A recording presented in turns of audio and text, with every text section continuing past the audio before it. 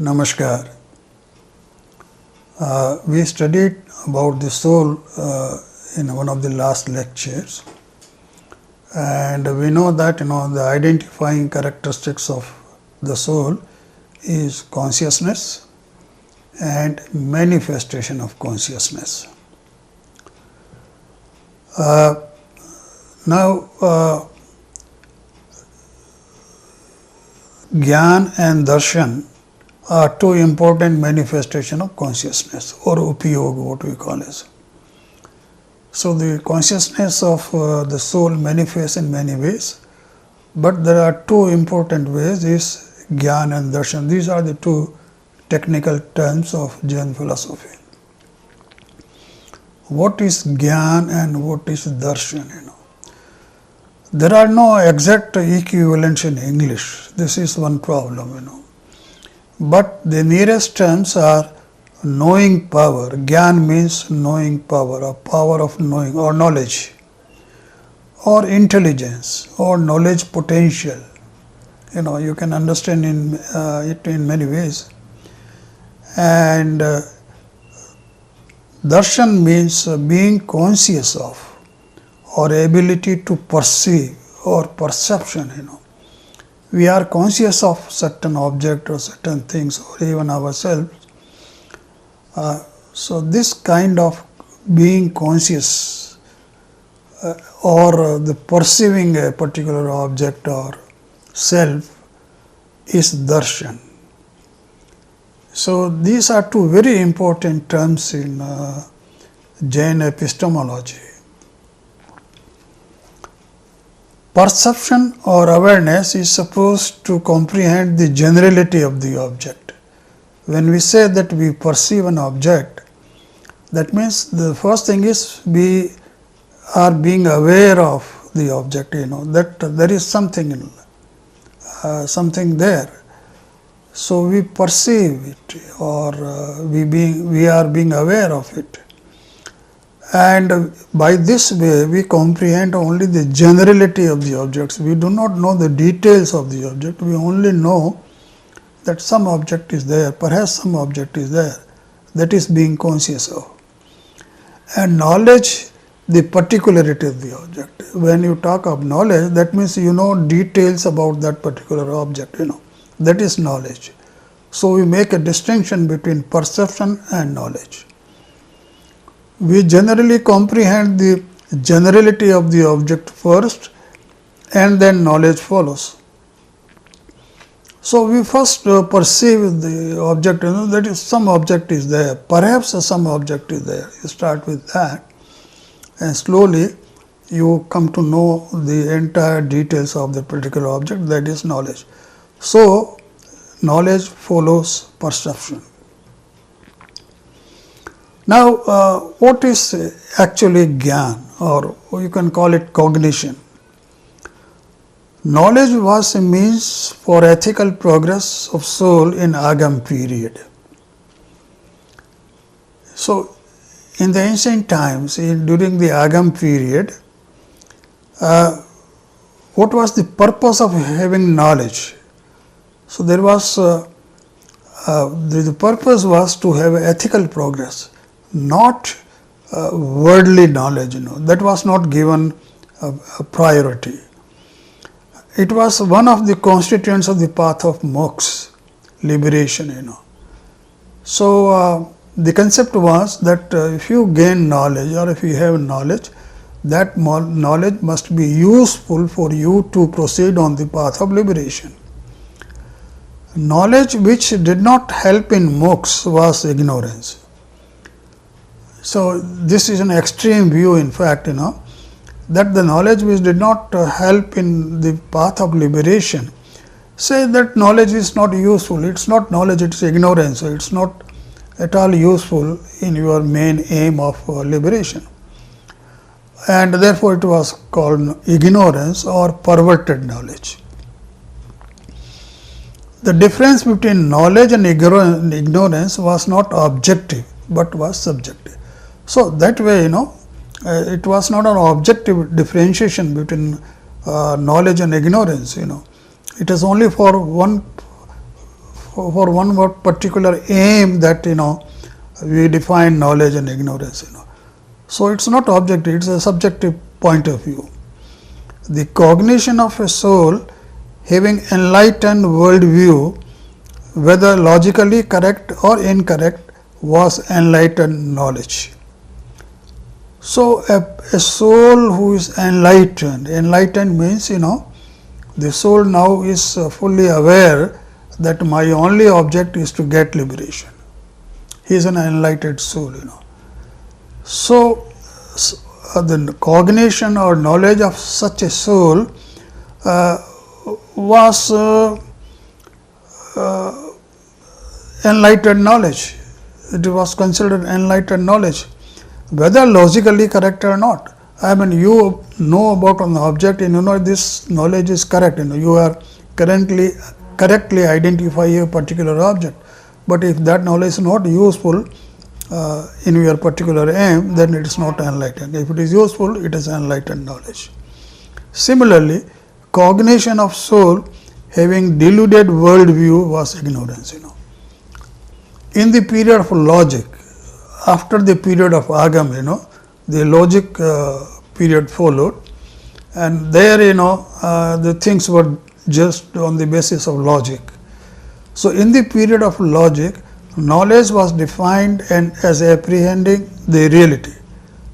Now they said, look here, whether it is a means of achieving your liberation or not, the knowledge is real, because you are seeing a particular real object and knowing it. So it's it apprehends the reality and therefore it is knowledge. So knowledge now became objective. So now it's objective knowledge. So the concept has changed over time.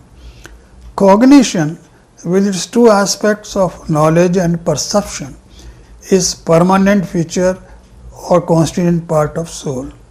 Now this is a very important concept to understand. We are talking of perception and knowledge.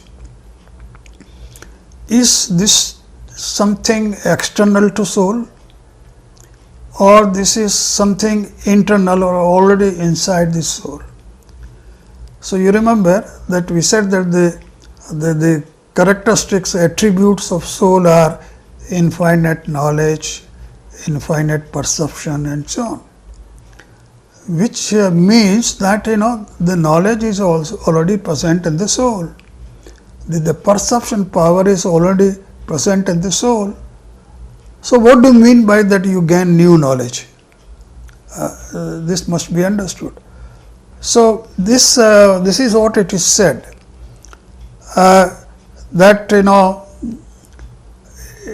the knowledge or cognition is a permanent feature and constituent part of the soul. The knowledge already exists. It is not an accidental phenomena produced by external factors.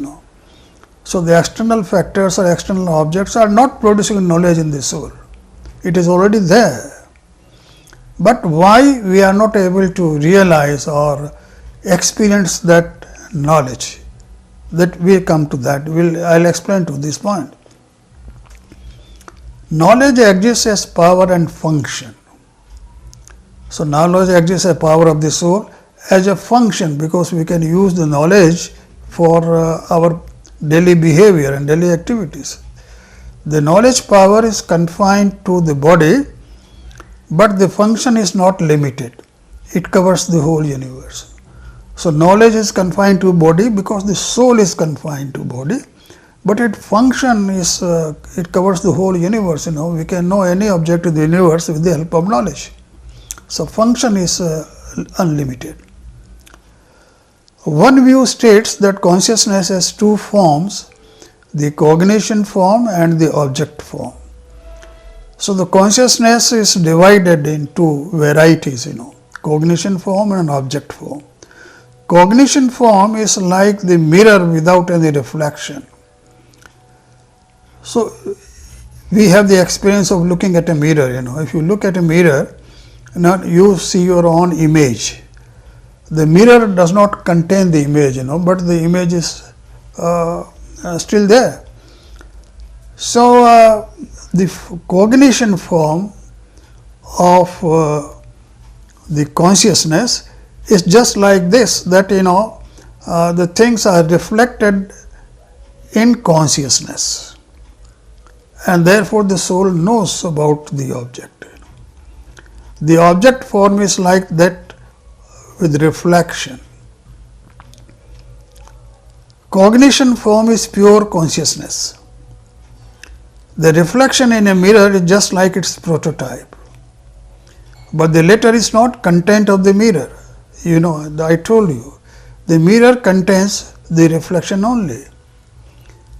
So, that means the objects are being reflected in the soul, that is the cognition form, and the object form is that you know the object outside, externally.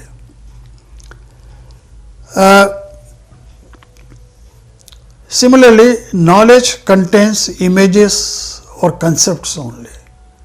So, the knowledge which the soul is gaining or getting of a particular object is like an image, So, image is formed in the soul, and therefore, soul knows the object. They distinguish one cognition from the other and not the physical objects. So, if you are looking at two objects, for example, or you know about two objects, how does the soul make distinction between these two objects?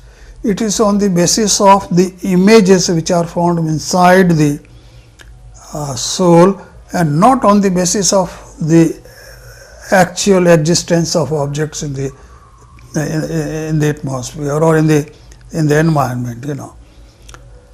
So, this is a very important concept to understand, how soul knows about the world.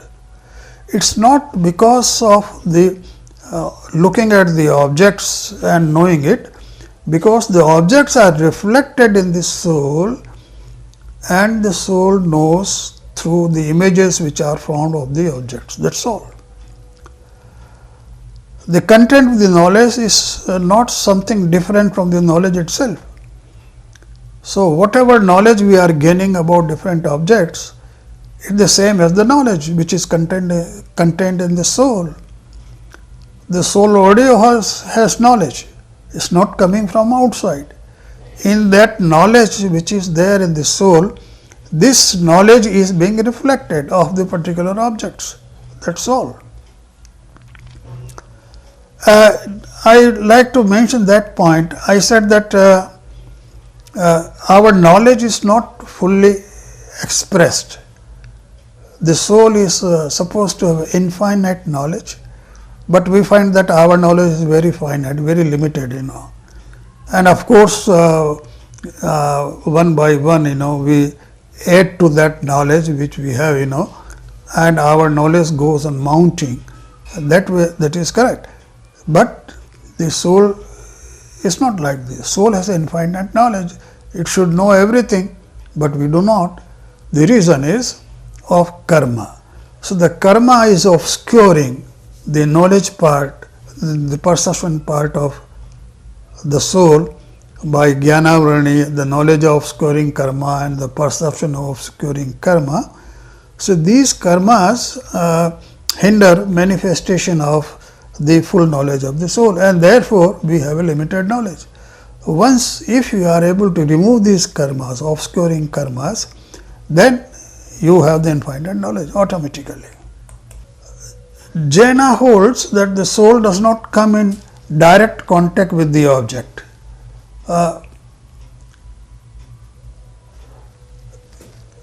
As I told you, suppose I am looking at this table, So, the soul is not coming in contact with the table at all, nor are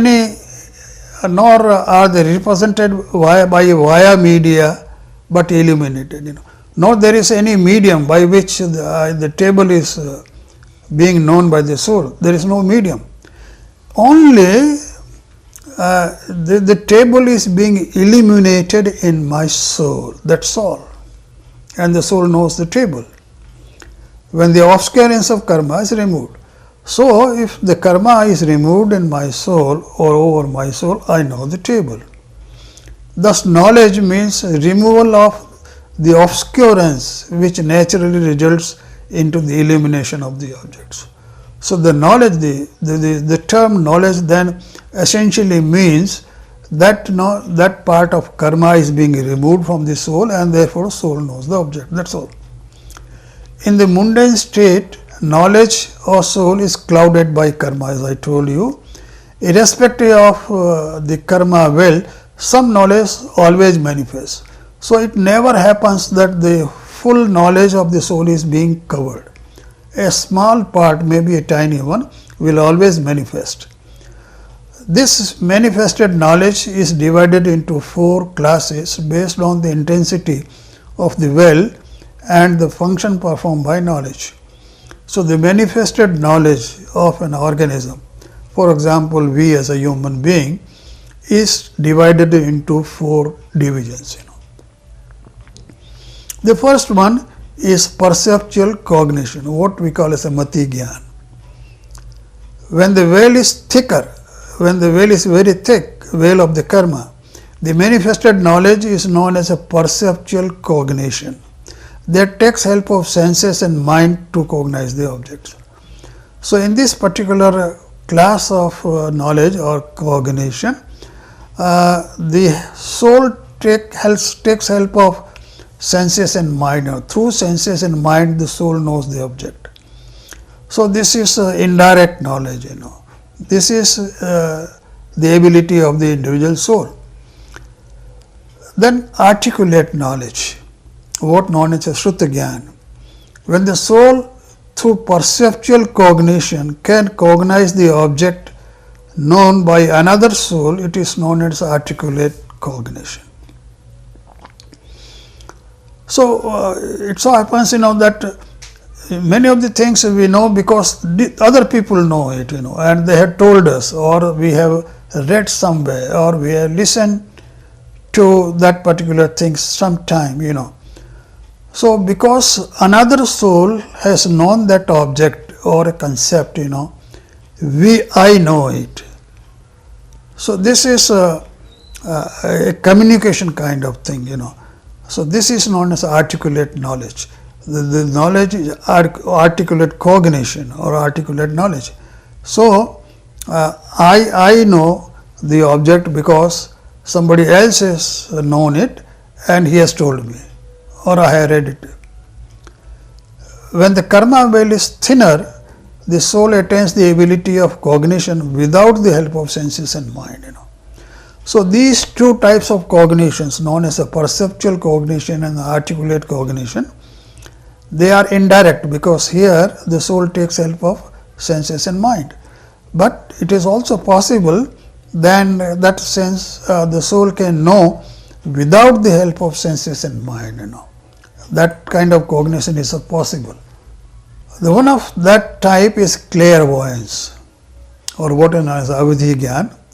Directly perceive the external objects transcending the limits of senses and mind. So, even without the help of senses and mind, suppose I know a particular thing or object, this sometimes you can call it intuition, but this is Avidhi Gyan, So, in this category then you know a distant object, and we will study more about it. Then the 4th category is mind reading. I can perceive the thoughts of other souls. I can read somebody's mind, is mind reading. This also does not take help of senses and mind, mind, of course, my mind is not involved. My soul reads the mind of somebody else, It's like this. When the karma veil is completely eliminated, these 4 divisions of knowledge cease to exist, and the natural Gyan or knowledge of the soul then cognize all objects. So, if the karma veil is completely eliminated, then because now the infinite knowledge of the soul manifests. So, with that knowledge, the soul can cognize all objects, small and big, near and far, past and future, and the self manifests. So then the soul is all knowing, you know. It knows the present conditions, it knows the past, it knows the future, and it knows the entire universe. This is omniscience. And this is direct cognition by soul. Then we let us talk of whether the cognition, how do say that the cognition is true or false. Objectivity or subjectivity of cognition has nothing to do with its truth or falsehood. So, whether your cognition is true or false has nothing to do with the objectivity and subjectivity. These two are different concepts. A cognition is false when something appears in the context other than its own. If you see a thing and cognize a thing which is not in true context, but the thing is there, then it is false cognition. I give an example now. Suppose there is a rope lying in front of me, and the light is not very proper. So I see at the rope and think it is snake. So what I gather from that my observation is there is a snake lying there, you know. So this is false knowledge, you know. It's not actually snake, but you don't know. You know only it is snake, you don't know it is rope, you know. So it's a false knowledge. So false knowledge is that which represents things in relation in which they do not exist, as I told you. Then there is another term known as illusion. Illusion consists in attributing such spatial, temporal or other kinds of relations to the objects of our judgment as do not actually exist. The thing does not exist, but we conceive it exists, you know. For example, mirage in desert, you know. The people sometimes see water, a mirage in desert, you know. The water actually does not exist, but they see that the water is there. This is illusion, but the object themselves actually exist in other relations. Water exists somewhere, but not there. The truth and falsehood of the context are ascertained by subsequent correspondence or contradiction. So, I saw the snake there, it was actually rope, but I didn't know at that time. But later on, suppose it is discovered that no, it is rope, not snake, then I know, okay, I was wrong, you know, it is rope. So, it is the subsequent cognition, you know, which makes the contradiction. The criteria of falsity is not subjectivity of the appearance, but its contradiction later on, you know. So, it is not subjective. When I was actually looking, I was actually thinking that it is snake. So, it is a subjective cognition, but it is not subjectivity, it is because of something else, you know. So, because now I have a contradiction, because I know the truth that somebody has told me, no, it was not snake, it was rope, or suppose when the light is there, I see, no, it is rope, something like this. If a judgment is contradicted by another judgment of unquestionable truth, the former is to be rejected as untrue. So, this is obvious. The problem of falsity is thus ultimately a question of experience. How do we explain the cognition based on personal attitude? We all have our personal attitude and we perceive the things in a different manner and we differ from one another, you know. The cognition of every being is allied with patience and other karmic effects, you know. It is because of the effect of karma that, you know, I see a particular object or particular event in a particular way, which disfigure or color the vision like colored glasses, you know. So, these karmas are working as colored glasses, you know. So, my vision is biased, my perception is biased, and therefore, because the karmas are different and different human beings, everybody perceives or conceives an event in a different manner, because of the difference in karma. This disfiguring sometimes amounts to very high degree and we call it illusion.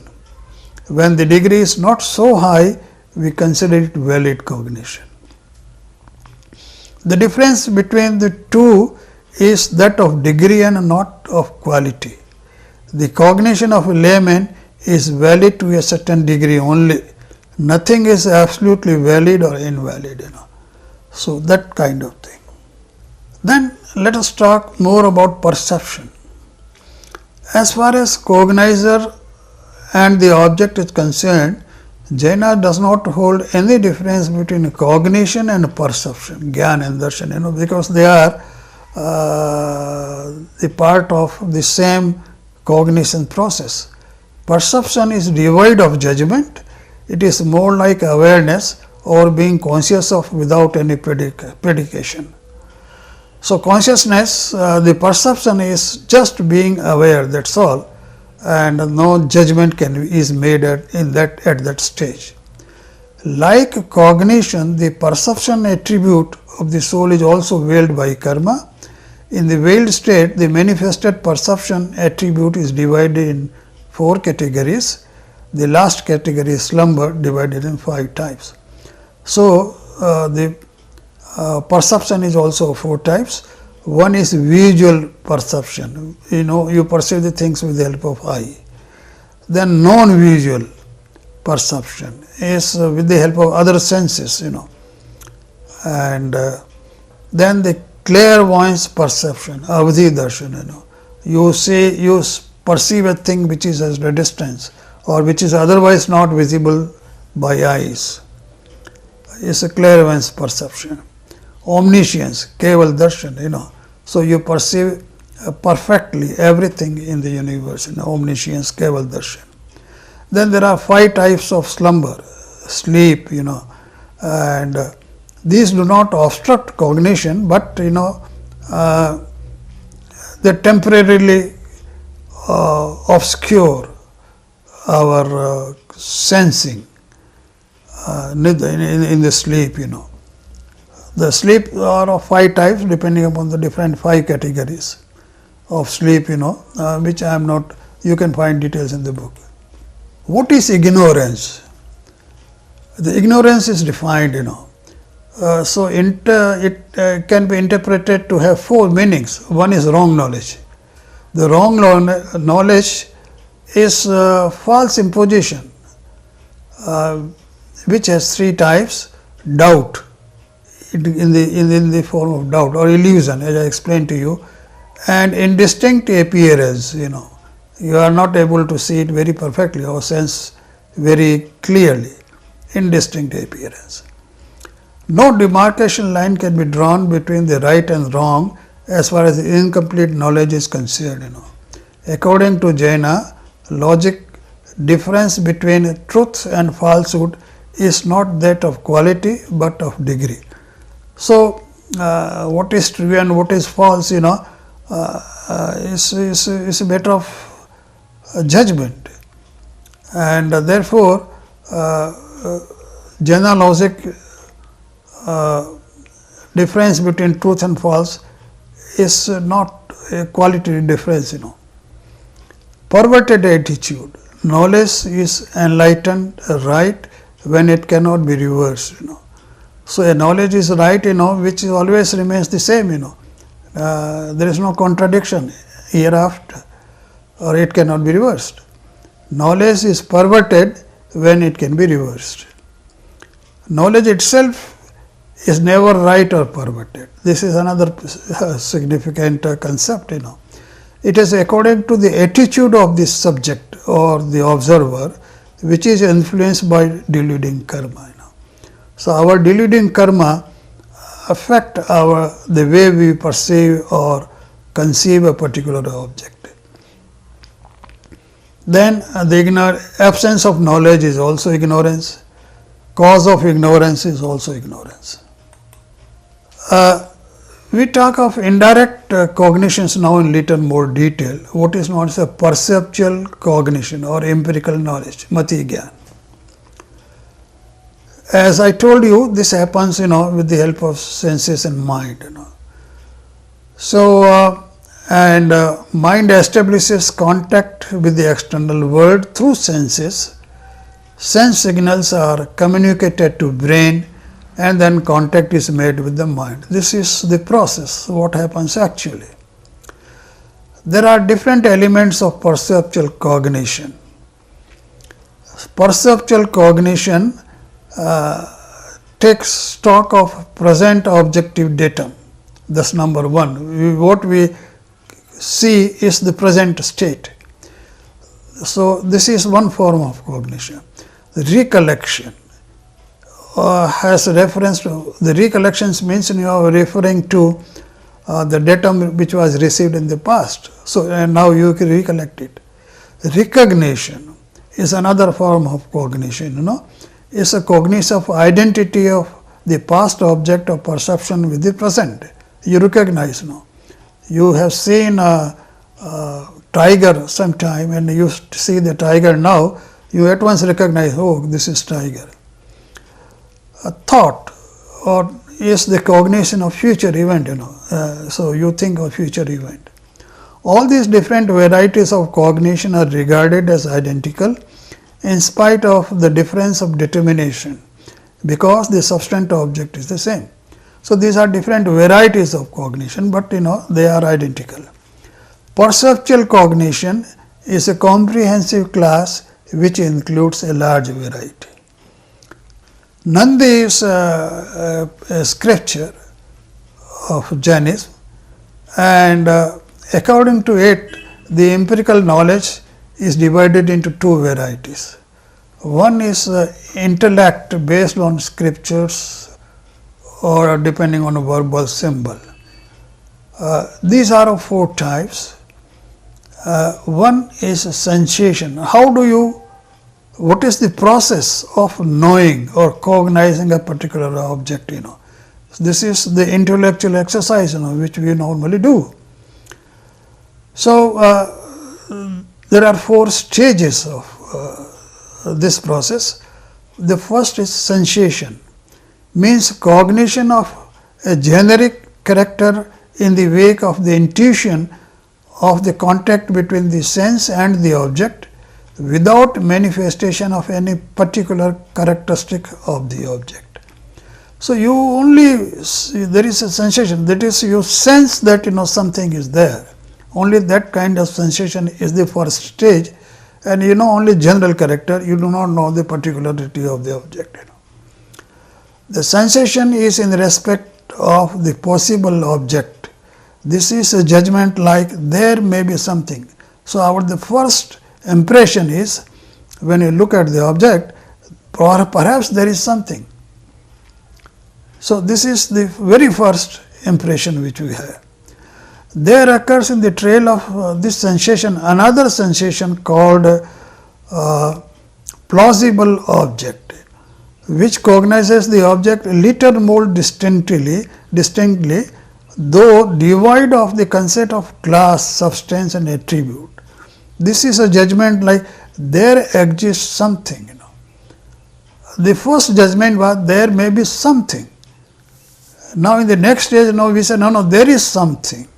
So, this is the next step of our cognition process.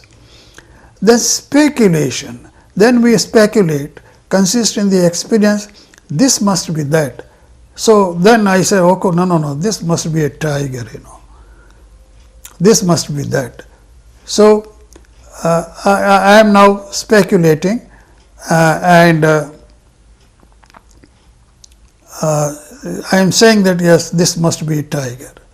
And the next step, perceptual judgment, is the specific determinant of the object, this is that. Then I say, no, look here, this has all the features of a tiger, it is a tiger, So, this is that. Then the next step is retention, it's persistence of the perceptual cognition. Then it goes into our memory that I saw a tiger sometime on such and such time, and then it is retained in our memory. So, these are the four stages of the cognition process. There are four categories of perceptual cognition. the perceptual cognition due to sense organs only. So mind is not used, only through senses we come to know. We have that kind of cognition, but there are many animals, lower form of animals, they cognize things only through senses because they do not have mind. Perceptual cognition exclusively due to mind, like memory, recognition, discursive thoughts and so on. These kinds of things, where the senses are not used, only we do it through mind. Then perceptual cognition due to joint activity of senses and mind, that I already explained to you. And then the perceptual cognition independent of both mind and senses. We are not using the mind nor senses, but still we know. It can be a direct form of cognition or some kind of intuition, So we know a thing by intuition, where it comes from within, and senses and brain, the mind are not used. According to Jain epistemology, all cognitions are nothing but different states of soul, and as such they are cases of emergence and not origination proper. So remember that I told you earlier also, the knowledge does not originate, it is there, it emerges, so it is uncovered in our soul, that's all. And the senses and the mind being only auxiliary conditions or instruments. Then we also have intellect based on sources other than scriptures, other than books or other than written texts. One is known as there are four kinds of intellect which are defined here. One is known as Otpatiki Buddhi. Now this is a term you have to, there is no English translation. Buddhi means intellect, and Otpatiki Buddhi means natural genius. A person who is a natural genius by birth, then he can know the many things without exercising the senses and mind. The sense of striking at the right point, which is never seen, heard or otherwise known before, and thus leading to a successful result, is known as a natural genius. Nobody knew earlier, he did not know, but now he knows through his intuition. He is a genius. Then Vinayaki Buddhi, this is another kind of another category of intellect. The intellect of finding out a right solution in a complicated matter, it is attained through self-discipline, as we all do, We have a certain self-discipline in study. Study is also discipline. Research is also a discipline, and through that we know the objects. Karmaja Buddhi, the intellect developed through practice in a particular vocation, So as a person goes on practicing over a long period of time, then he gains, many form of knowledge concerning that particular phenomena automatically. So he becomes intellectual. Then Parinamiki Buddhi, intellect attained through inference, reason and other methods of rationality, ripened with the advancement of age. So the senior people, the elderly people know, they have a knowledge, they understand the world better, so their knowledge is ripened, is developed through age. Then we talk little more about articulate knowledge. So the cognition made by the soul by means of material symbols like words, gestures, etc. is articulate knowledge. So we know through some means, It has perceptual cognition at its cause. So the perceptual cognition is essential, that is the first thing, and if you have that, then only you can learn through books, and through media. Really it is perceptual cognition with prolonged activity. Articulate knowledge like perceptual cognition is also produced by senses and mind. Here also you use your senses and mind when you are studying or listening or doing like that. Both the empirical knowledge and articulate knowledge refer to the states of the soul transformed by removal, subsidence of respective karma, as we already know. Empirical knowledge and article knowledge are very much interdependent, and it is difficult to separate them. All beings from one sense to five sense possess both empirical knowledge and articulate knowledge. So, all beings know, whether they are human beings or animals or even mosquitoes or flies or worms, even bacteria, they all have these two types of knowledge.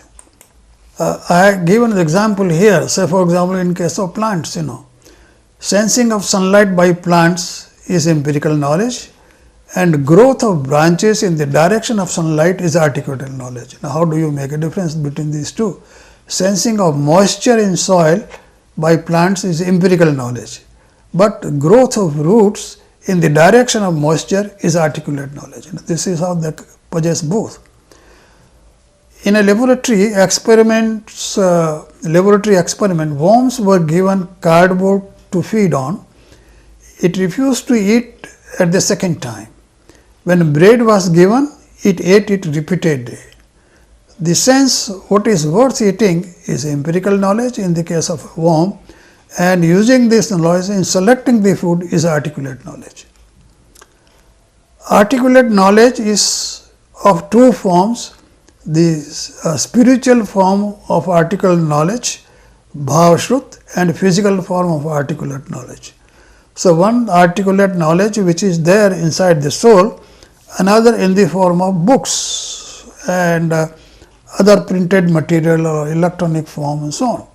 They are all dravyasut, that is, they are physical form of articulate knowledge. Bhavashrut is the state of the soul, and dravyasut is some form of material, teaching material or reading material. Articulate knowledge can lead to soul to the state of omniscience. So, articulate knowledge, by study, by research and whatever we do, this has a great importance in Jainism.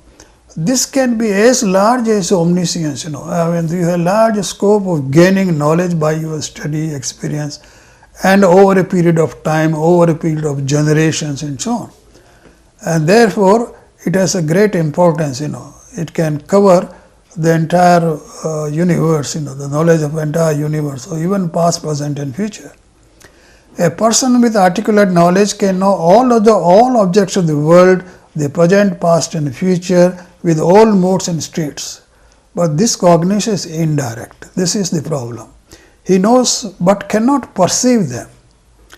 In this respect, articulate knowledge is inferior to Keval Gyan or omniscience. In the state of omniscience, the person perceives what he knows. Articulate knowledge gained with the help of mind is much superior to that obtained without mind. So, that makes a difference who has mind, who does not have mind. That's right. So, and this is why the human life is so precious, because we have mind in human life. Many of the creatures do not have mind, So, I have discussed today the epistemological concepts in Jain philosophy.